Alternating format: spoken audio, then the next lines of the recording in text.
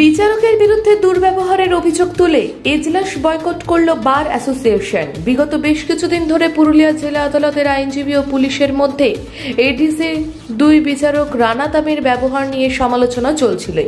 এবার সর্বসমক্ষে বিচারক রানা দামের দুর্ব্যবহারের বিরুদ্ধে অভিযোগ তুলে এজলাস বয়কট করল পুরুলিয়া বার অ্যাসোসিয়েশন।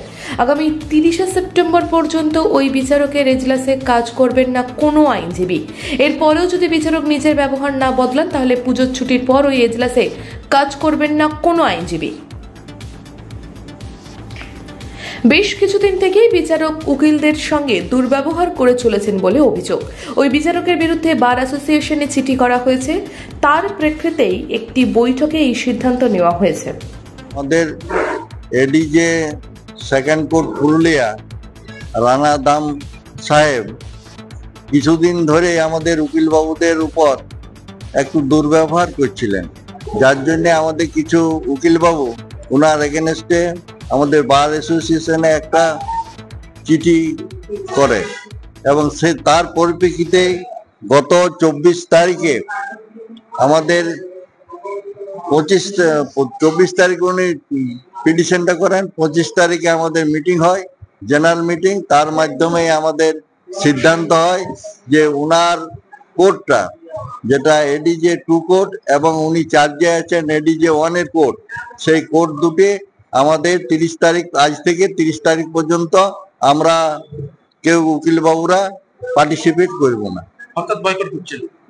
বয়কট না, উনার যে এজলাস, সেই এজলাসে আমাদের কোনো উকিলবাবু অংশগ্রহণ করবে না, এমনকি আমরা কোনো স্টেপও নিচ্ছি না। এটা আমাদের কালকে সিদ্ধান্ত হয়েছে জেনারেল মিটিংয়ে এবং আমরা 3 দিন দেখছি। ওনার যদি ব্যবহার ঠিকভাবে চেঞ্জ হয় তাহলে আমরা যে 30 তারিখে সেটা পুনর্বিবেচনা করব। তা না হলে আমাদের সিদ্ধান্ত হয়েছে যে আমাদের পুজোর ছুটির পর আমরা কিন্তু লাগাতার ওনার কোর্ট যে আমরা যাব না, সেই সম্বন্ধে আমাদের একটা ডিসিশন হবে। আইনজীবীদের সম্মানে যদি আঘাত লাগে তাহলে কিভাবে তারা কাজ করবে? দীর্ঘদিন ধরে এভাবেই তাদের অপমানিত হতে হয় ওই বিচারকের কাছে। তাই বিচারকের ব্যবহার সংশোধন করা উচিত।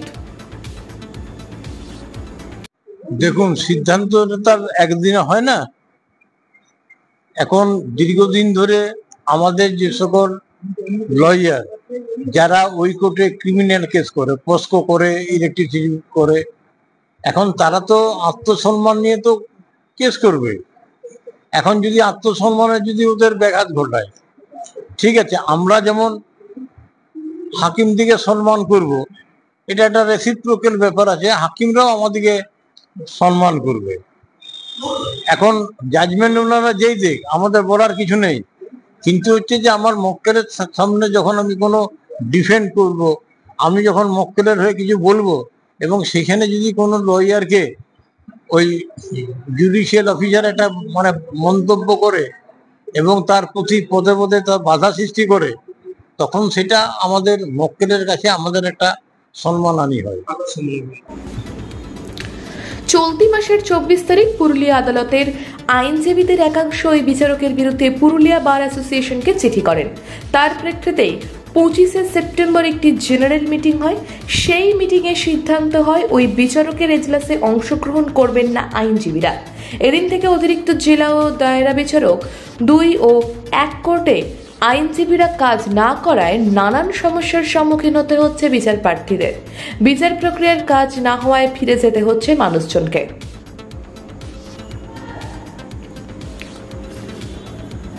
পুরুলিয়া থেকে নিজস্ব প্রতিনিধির রিপোর্ট, পুরুলিয়া মিরর।